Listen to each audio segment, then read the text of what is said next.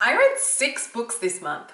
6! I'm gonna go right ahead and pat myself in the back because that is a new personal record. Kaya. Today I want to talk to you all about all the books that I read during the month of September. So, to the books. The first book I read in September was The Colour of Tea by Hannah Tunnicliffe. I picked this up at a Save the Children book sale around mid-2017. It was happening at my university. Basically because I thought the premise sounded really, really wholesome. This book is about a woman named Grace who has moved to Macau with her husband because her husband works in casinos and she is just a traveling spouse. She's struggling with her infertility. She's recently found out that she can't have children and she's, dealing with the grief and the loneliness and the sadness that comes with that. Basically, she needs a new life's purpose, so she decides to open a macaron cafe, a macaron tea shop. She names the cafe Lillian's after her mother, and basically it becomes this haven, this refuge for the women of Macau to come together to find solace in each other and in macarons. Dessert, female friendship, count me in is what I thought going into this book.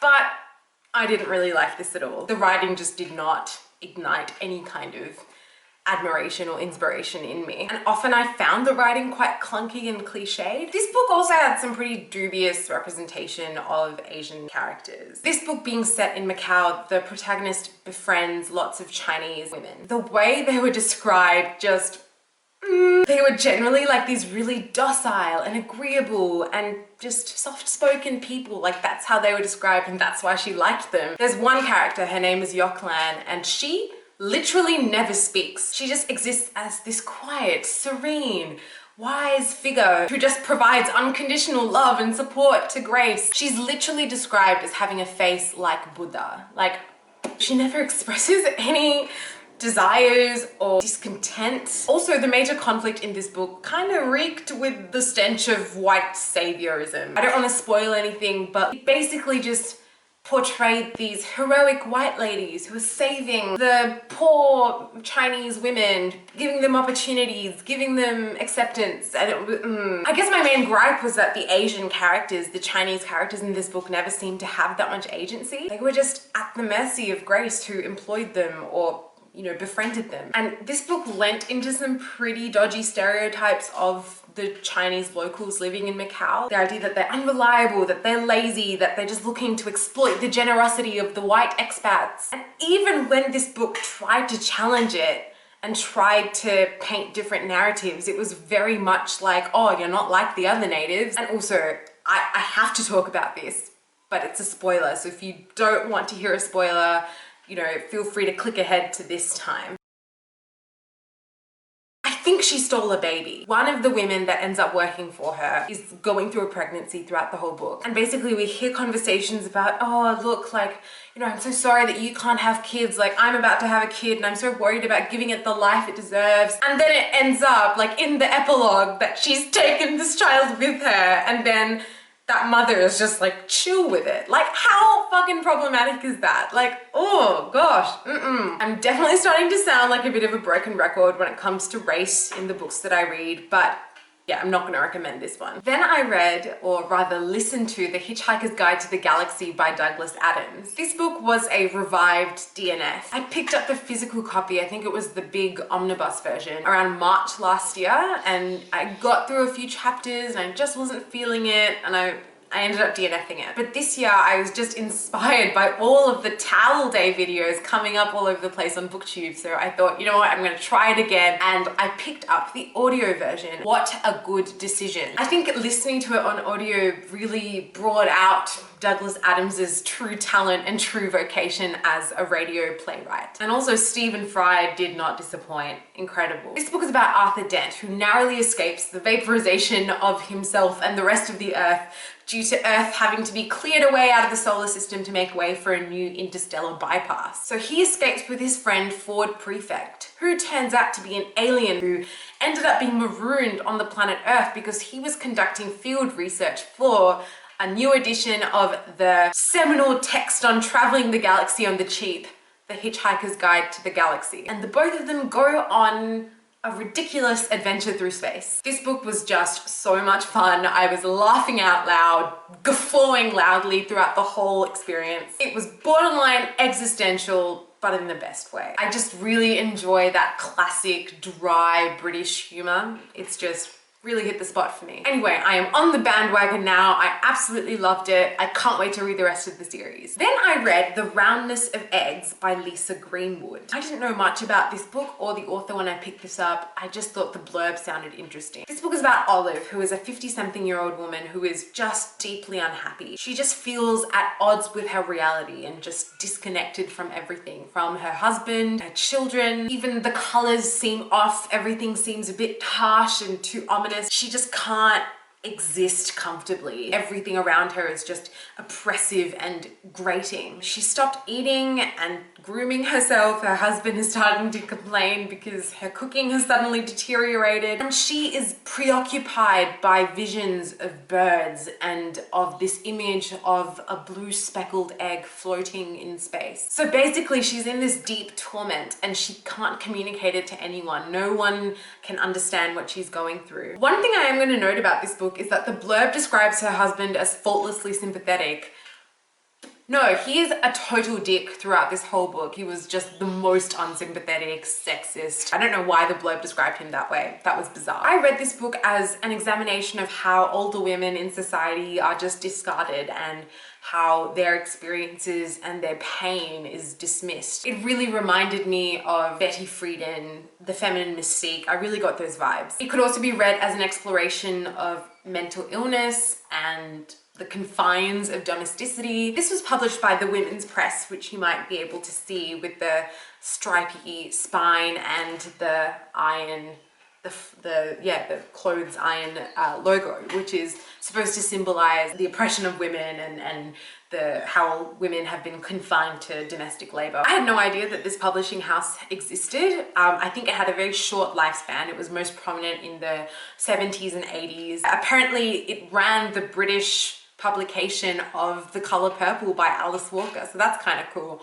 Although I did read on the Wikipedia page that the founder had some interesting views about publishing women from the global south, so, you know, not ideal. Back to what I thought of the book, I still don't know if I liked it or not. It was just a really weird and perplexing experience. I almost DNF'd it after 20 pages or so, but something about the voice just made me want to keep going. There was something compelling about it. It definitely felt like a bit of a slog a lot of the time. Reading it kind of felt like you were wading through the ocean against a really strong tide, really strong current. Whatever the oceanographically correct metaphor is in this context, it wasn't an easy read, is what I'm trying to get at. The writing was really untethered and disjointed. There were some instances of really beautiful descriptions and imagery. For example, she imagines the inside of her head as a bowl. It is blue and even as a thrush's egg, and her thoughts are jagged lines on the smooth surface. They are too deeply etched. The writing was really lovely. There just wasn't a common thread tying it all together. But I think I'm gonna have to give another spoiler. So again, if you're concerned about that, jump to this time and you will be spoiler free, my friends. This book's ending was just ridiculous. Like for me, the book's ending completely undercut the entire tone of the book, and it was just bizarre. Like, it was such a strange choice to make. So how this ends is basically she flies into the sky. Like, one day she literally just steals the car, drives up to the mountain, climbs the mountain, falls asleep by a stream, keeps climbing the mountain, summits the mountain, and then just flies into the sky with the birds. So yeah, definitely felt a bit cheated with that ending, not gonna lie. But if you think the premise sounds interesting and you're willing to give it a go, yeah, I'd say go for it. And if you've read this, please let me know what you thought. Like, this was just such a weird book.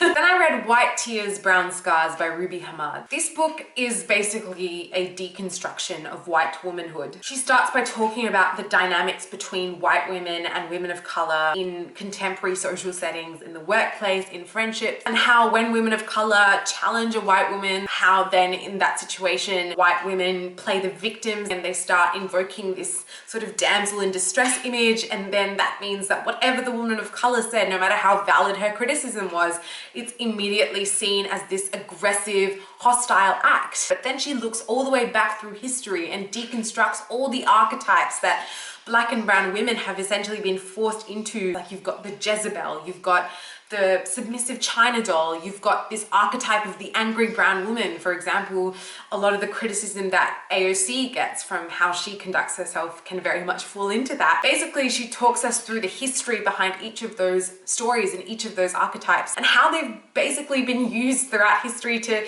justify the colonization of women's bodies and of their communities. She also talks about the role of white women in those forces, in those institutions of colonialism and slavery. She really challenges that long-held myth that, you know, white women were just passive bystanders. You know, they were witnesses to injustice, but they just couldn't do anything about it because they were women and they were helpless. No, she proves that throughout history, white women have been participants, active participants in these forces, and that they've always had a vested interest in maintaining the structures of white supremacy and of patriarchy. Ultimately, she makes the case that mainstream feminism, white feminism, whatever you want to call it, will never actually be about justice for marginalized genders if it's just about making white women as powerful as white men. That's just white supremacy. This description is just the tip of the iceberg. It may not seem that way because I've gone on and on and on, but there was just so much amazing insights and information in this book. So clearly I loved it. I learned so much. It was equal parts enlightening and infuriating. The language was quite academic. It's definitely not an introductory text on feminism and on intersectionality. I did also think some of the sentences were rather laborious at times, so I think my 2 remaining brain cells would have been so much more, I guess, comfortable if she chopped up some of those sentences, because they did tend to go on for a bit. But that's such a minor critique. Like, Ruby Hamad is an incredible writer. She has a ton of experience as a journalist, and that definitely shows through in the way she writes and tells stories. Just phenomenal. One actual little thing I have about this book is that she does tend to quote White Fragility and Robin DiAngelo a lot. The points that she used and the quotes that she used were very, very relevant to the arguments that she was making, but I'm always going to be a bit wary about giving Robin DiAngelo and White Fragility a platform. I think it's definitely distracted, at the very least, from a lot more salient own voices texts about anti-racism and decolonization. And I also know that she's made a ton of money, like so much money, running this is Robin DiAngelo, not Ruby Hamad, running these racial sensitivity workshops at workplaces. Like, that just makes me uncomfortable. There was also a very sneaky and sudden spoiler to the picture of Dorian Gray, which just devastated me a little bit because I haven't read it yet. I'm still gonna read it, don't worry, but just if you haven't read the picture of Dorian Gray, like, proceed with caution, because there's a very, very pertinent analogy that she uses that beautifully illustrates her point, but it is a spoiler if you haven't read the book yet. Those were some really, really minor criticisms, but like, this was an amazing book. I'm so, so glad I read it, and I would actively push it into the hands of every single person I know, especially if you're a white woman. This is compulsory reading. Go and read this book. I'm really scared to edit this. I don't know if I'm gonna be coherent at all, so fingers crossed that my future editing self can magically whip something up that's worth watching. The 5th book I read this month was Jane in Love by Rachel Givney. This is a contemporary romance novel, or is it a historical romance? It's a romance that basically follows a fictionalized version of Jane Austen. Jane faces a lot of scorn and ridicule in her time because she is she is quickly approaching spinsterhood. She's 28 and she hasn't landed a man yet, which is a big no-no. But then she travels to present day. She travels to the year 2020 and then she falls in love. This was just good fun. It wasn't a literary masterpiece, but it did not need to be. It definitely was cheesy, a little melodramatic, a little nonsensical, not a ton of depth to the characters. There's this character Sophia, who is a movie star that Jane just happens to befriend upon entering the 21st century, and her character was a borderline caricature. It was like very entertaining to read, but she just did not strike me as a real person at all. And the romance, again, so much fun. It was a little bit insta-lovey. I would have liked to have seen it develop a bit more slowly and a bit more organically, but I think for what it was, again, so much fun to read. Although there was a brief moment when I thought this was going to be a sapphic romance, and I was so excited. But then those dreams were quickly dashed with the very obvious introduction of a male love interest, so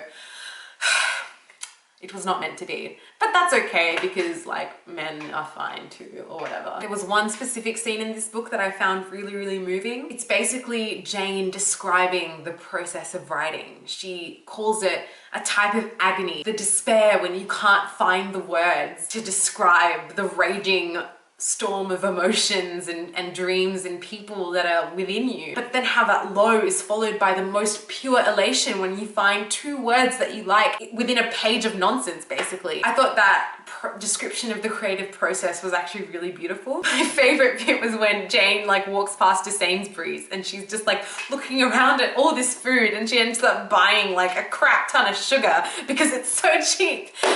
And she's just walking around with like 2 kilos of sugar and people are like, what are you doing? I had so much fun reading this book. I would highly recommend picking it up if you're in the mood for a fun, light romance with a bit of time travel and featuring Jane Austen, of course. Who doesn't want that? Still going? We're still going strong? Cool. I have to constantly check if my camera's still recording because sometimes it just goes to sleep even though it's recording and sometimes it just needs a nap, and you know, who can't relate to that? The final book I read in September was The Defining Decade by Meg Jay. Meg Jay is a therapist who specializes in adult development and basically put this book together when she started to notice that a lot of the problems and a lot of the big life struggles that her clients in their 30s and 40s were facing actually had their roots in the choices and experiences that they made and had in their 20s. She makes her case supported by sociological and psychological research that basically your 20s are the most defining decade, that they are the time in which the choices you make will have the greatest impact on the trajectory of your life. There was a lot of very sensible advice in this book. Your 20s aren't free time to just do whatever for 10 years and not worry about the future. You have to live them intentionally and live them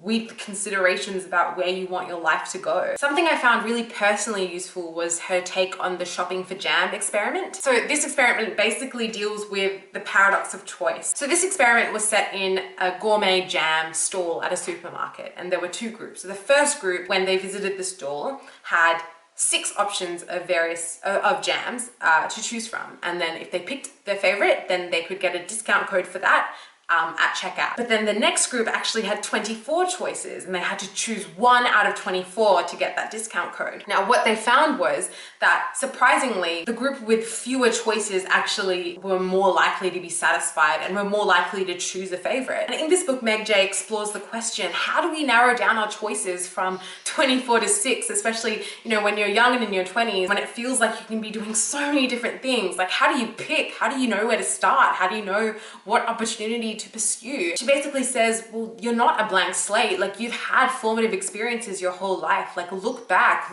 at what shaped you, look back at the lessons you've learnt from those years growing up, and that's how you narrow down your choices. Anyway, I thought that was actually very useful as someone who's going through somewhat of an identity crisis at the moment. My main gripe with this book is that it did concede a lot to the current capitalist neoliberal systems that govern our society. Like, personally, I think half the problems that she outlines in this book could be solved with a universal basic income, a jobs guarantee, and free education. But nonetheless, I think a lot of the advice in this book could be very useful when you're navigating job hunting and careers and relationships. So yeah, if you think it might be useful, check it out, because I definitely benefited from this. So those were the books I read in September. It was a bit of a mixed bag, but that's what makes life interesting. Do let me know in the comments below how your reading is going, what your favorite books of the month have been. I would so love to hear about it. And also consider liking and subscribing if you haven't done so already, please. But until next time, I am looking forward to seeing you very soon. Clearly a very wholesome premise that my mother is interrupting because I'm filming right now.